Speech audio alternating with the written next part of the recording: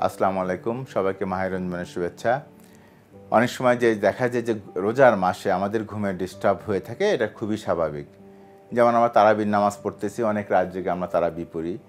অনেক সময় দেখা যায় যে আমরা রাতে সেহরি খেতে যে টাইমটা উঠি, সেই টাইমের সাথে অনেকে অভ্যস্ত হয় না, অনেকে অবশ্য তাহাজ্জুদ নামাজ পড়ে, তাদের ক্ষেত্রে একটু ব্যতিক্রম। কিন্তু যেহেতু সেহরি খেয়ে উঠতে হয়, আমাদের একটু প্যাটার্নটা, ঘুমের প্যাটার্নটা যেটা আছে বা সেটা একটু চেঞ্জ হয়ে যায়। তো একটা স্বাভাবিক আছে যে আমাদের একটা অ্যাডাল্ট পার্সনে, পূর্ণবয়স্ক মানুষ আছে, কতক্ষণে ঘুমের জরুরি। সেই ক্ষেত্রে ঘুমের জন্য আমাদের বলা আছে যে প্রতিদিন 6 থেকে 8 ঘন্টা ঘুম হওয়া জরুরি।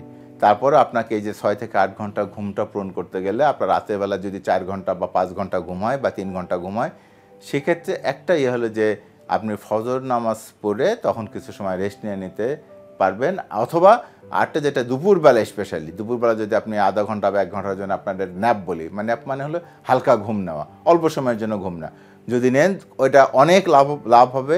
এবং যেটা সবচেয়ে হবে যে আপনার এই যে ব্লাড, আমাদের রক্তে সুগারের পরিমাণ যে কমতে থাকে আসলে ওভার দ্য টাইম, বিকেলের দিকে একটু স্বাভাবিক কম থাকে, ওই সময়টা দুর্বল লাগে বেশি। তো ওই সময়টা যদি আমি একটু ঘুম দেয় নেই, দেখা যাবে আমার রোজা রাখতেও সুবিধা হয়, প্লাস হলো যে নিজেকেও একটু বলা যায় সতেজ সতেজ লাগে, প্লাস হলো আমার যে ঘুমের প্রয়োজনীয়তা যেটা, ওই ঘুমের ঘাটতি যেটা, সে ঘাটতি পূরণ করা সম্ভব।